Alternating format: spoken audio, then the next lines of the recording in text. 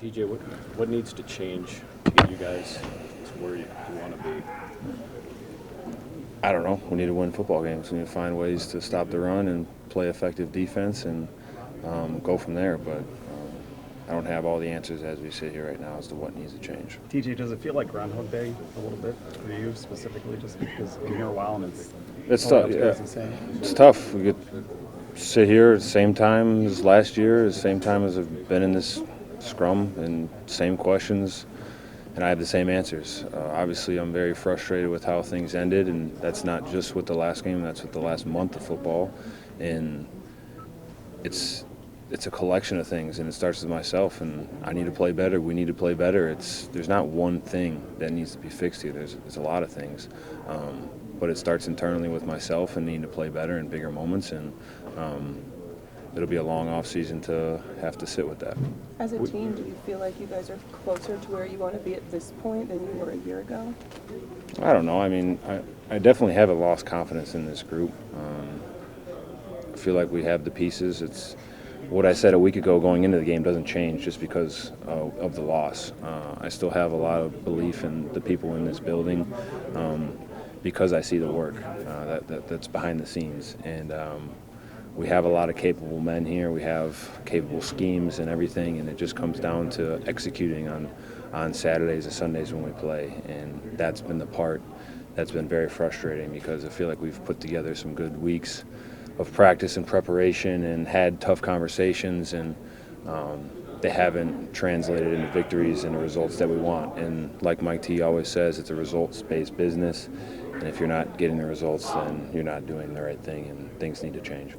I know you had a strip sack in that Bengals game that got called back because of the penalty. Other than that, why do you think you weren't as productive these last 3 or 4 games? I don't know. I just need to find ways to make more plays. Obviously, teams are playing certain ways and chips and helps and stuff like that, and getting the ball out quick. And need to be more open to moving around more and trying to affect games as much as possible. You guys know I want to affect the game more than anybody, but I don't want to selfishly take another guy's go to a different spot, and when I feel like I could have a better rush on the left side. And definitely feel like schematically it's been a tough year for how the offenses have schemed things to try to get me out of the game, and it's going to be a big breakdown for me to try to find ways to make plays. I'm not making excuses for myself at all. I want to make plays. I need to find ways to continue to win off of chips and slides and things of that nature, and I'm going to work tirelessly this offseason to get that sorted out. You mentioned potentially moving around more. Is staying on the left side to this point as much as you have been mainly your preference, and are you open to maybe softening on that? Yeah, I mean, I move around from time to time, but yeah, primarily left. I prefer the left. But at this point in my career, I want to be an impact player. I don't want to be schemed out of games. I want to be able to deliver the football in good field positions or take the football away. And it wasn't a good enough year for myself when it comes to that. If given the opportunity, do you want to? If given the opportunity, do you want to extend your contract here this offseason? I want to be a Pittsburgh Steeler. You guys know that. I don't want to leave this place, especially in this. I want to be part of the solution. I've put so much into it here. I've seen so many guys. I mean, I want to help Cam Hayward get to where we need to get. I want to be a part of the solution. I don't want to leave this place. I love the people here, and that goes beyond just the coaches. It's the fan base. It's the people, the community, and we owe it to them to get it right. And I want to be part of the solution, not leave here and go somewhere else. That's not my intention at all. Last time it went to the last weekend before the season, did you hope or think that it might get done earlier? If you could do an extension? I haven't thought about it yet. TJ, when it comes to moving around, you talked about you guys did that at times. In the middle part of the season, you guys did do that more like against the Giants. What kind of pushed back against it happened, kind of growing throughout the season? Oh, Alex got healthy, and part of it is Alex is a great rusher on the right side, and at times he can be a better rusher than me at the right than I can be at the right, and I don't want to take away his natural rush instinct side for me to go to the right and not be as effective where I can be on the left and him on the right, if that makes sense. And it's just things where if I move around to help move the chip or create some indecision on where the chip goes, then I have to be more willing and able to do that, and I will. TJ, this defense has been together, the core pieces, for a while. You've had similar results against high-end elite quarterbacks. Do you feel like in an offensive league, you guys can still win with your formula being dedicating so much to defense? Yeah, I mean, I think you saw in with the Texans game, at least for the little bit that I watched, the defenses can still win at this level. And obviously you need to be able to score points, but it comes down to taking the ball away and creating turnovers and holding offenses to a limited amount of rushing and helping have a true field position tug of war. And we haven't had that. We've allowed these long 14-play drives continuously throughout a game.